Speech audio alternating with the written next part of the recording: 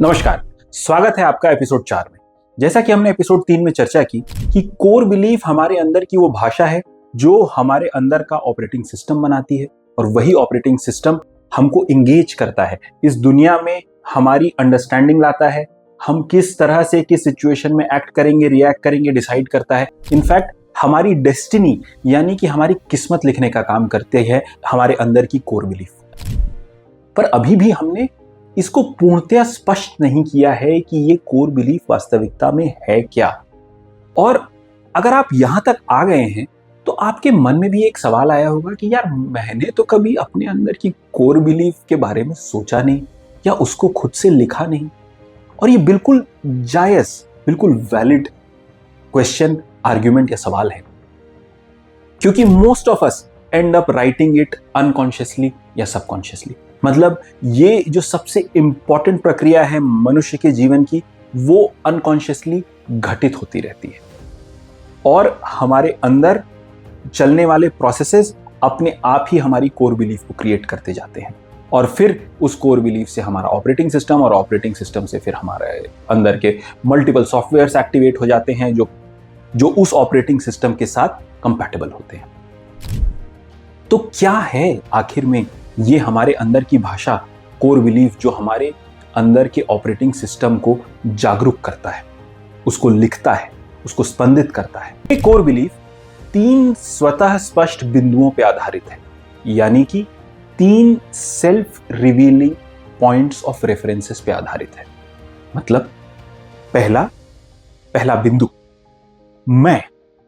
एक बच्चा जो अभी पैदा हुआ है, भले वो कुछ बोल नहीं पा रहा है, कुछ कर नहीं पा रहा है, लेकिन उसके अंदर भी अपने मैं का संज्ञान है, क्योंकि उसको जब भूख लगेगी तो जो कर सकता है, रोना, वो करेगा। उसको नींद आएगी तो चिड़चिड़ाएगा, क्योंकि वो अपने मैं का संज्ञान रखता है। तो अभी अभी पैदा हुआ एक दिन का बच्चा और मृत्यु को प्राप्त होने वाला 100 वर्ष का व्यक्ति, सबके अंदर निरंतर एक मैं है। किसी ने दिया नहीं, उस बच्चे को किसी ने नहीं बताया कि तुम्हारे अंदर एक मैं है, तुम ये हो, तुम वो सब तो बहुत बाद में आएगा। लेकिन यह एहसास, ये अनुभूति कि इस शरीर के अंदर मैं हूं या मैं हूं, स्वतः स्पष्ट है उसे। तो पहला बिंदु है हमारा मैं का एहसास, हमारे होने की अनुभूति। दूसरा बिंदु, जैसे ही आप पाते हैं कि मैं हूं, आप ये भी पाते हैं कि ये संसार है, दूसरे हैं, दूसरे मनुष्य हैं, जीव जंतु हैं, पेड़ पौधे, झरने, पहाड़ हैं, ये पूरा विशाल ब्रह्मांड है। ये मैं, पहला बिंदु। ये दुनिया, दूसरा बिंदु, जिसके अंदर मैं। अब सवाल ये आता है कि मैंने तो खुद को बनाया नहीं और इस दुनिया को भी मैंने नहीं बनाया, तो इसे बनाया किसने? Who created this? Temporally, where did it start? How did it begin? Who created it? ये सवाल आपने चाहे जानबूझ के कभी किए हों या ना किए हों, ये ऑटोमेटिक फैक्ट्री सेटिंग है। जैसे आप एक नया फोन लेते हैं तो वो आपको आगे नहीं बढ़ने देता, वो आपको गूगल पे लॉगिन कराएगा, वो आपसे डेट टाइम सेट कराएगा, आपकी टाइम जोन मांगेगा और दुनिया जहान की चीजें का इनपुट लेगा और उसके बाद ही वो ऑन होगा और आगे बढ़ेगा। उसी तरह से इस दुनिया में ऑपरेट जब हमको करना है तो इन 3 बिंदुओं का क्लैरिफिकेशन ऑटोमेटिकली चाहिए होता है। कई बार जैसे अगर आपको हड़बड़ी हो तो आप कुछ भी भर देते हैं। आपको सबसे पहले ए में अल्बानिया, अल्जीरिया जो भी दिखा आपने वो दबा दिया, वो अपना टाइम जोन डिक्लेयर कर दिया। गूगल में लॉगिन नहीं किया या किसी और के लॉगिन, दुकानदार का लॉगिन पड़ा था उसी को यूज कर लिया आपने और सब चीजें आप गलत करते गए, तो आपका फोन दिल्ली में रह के आपको अल्बानिया या अल्जीरिया का टाइम दिखाएगा। आपके मेल्स रिसीव करने के बजाय वो दुकानदार के मेल्स रिसीव करेगा। You are getting my point कि अगर आपने कॉन्शियसली इन 3 बिंदुओं को अटेंड नहीं किया तो इस पे कुछ भी लिख दिया जाएगा और जब कुछ भी लिख दिया जाएगा तो आपको कुछ भी रिसीव होगा। मतलब C++ में लिखे जाने वाली प्रोग्राम को अगर प्रोग्रामर ने दिमाग लगा करके नहीं किया, उसने कुछ भी प्रोग्राम कर दिया कि हाँ ऐसा भी हो सकता है और वैसा भी हो सकता है, ये बटन दबाने से कभी ऐसा भी होगा और कभी वैसा भी होगा, तो आपका ऑपरेटिंग सिस्टम किस प्रकार का बर्ताव करेगा? अनप्रिडिक्टेबल। आपका ऑपरेटिंग सिस्टम क्या बाकी सॉफ्टवेयर के साथ सामंजस्य बिठा पाएगा? अनप्रिडिक्टेबल। तो फिर आपके ऑपरेटिंग सिस्टम से जो भी आउटपुट मिलेगा वो कैसा मिलेगा? अनप्रिडिक्टेबल। उसी तरह से जब आप इस तरह का जीवन जिएंगे तो आपका बर्ताव होगा अनप्रिडिक्टेबल, आपकी जर्नी होगी अनप्रिडिक्टेबल और आपको रिजल्ट्स भी मिलेंगे unpredictable.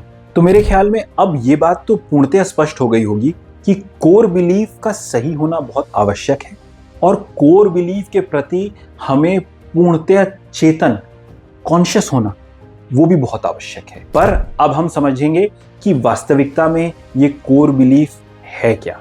Core belief is like a triangle of relationship.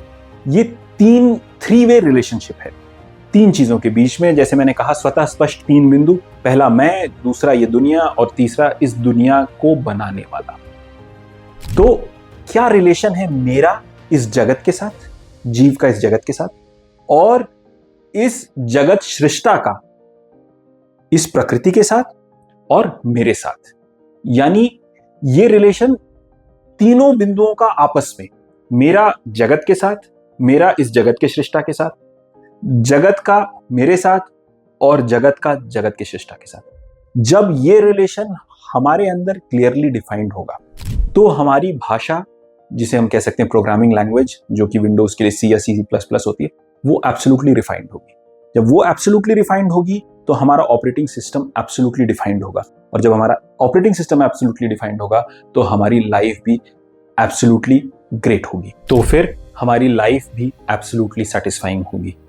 अब आगे की चर्चा, यानी इन तीनों बिंदुओं पर, और कैसे हम अपने अंदर की भाषा, यानी अपने अंदर की प्रोग्रामिंग लैंग्वेज, यानी कि अपने कोर बिलीफ को समझें। पहले तो जानें कि ये है क्या, हमारे अंदर करेंटली किस स्टेटस में है और किस तरह से हमको इसे रीराइट करना है ताकि ये हमारे एम्स, गोल्स और एस्पिरेशंस को फुलफिल करे। ये हम अगले एपिसोड में देखेंगे। धन्यवाद।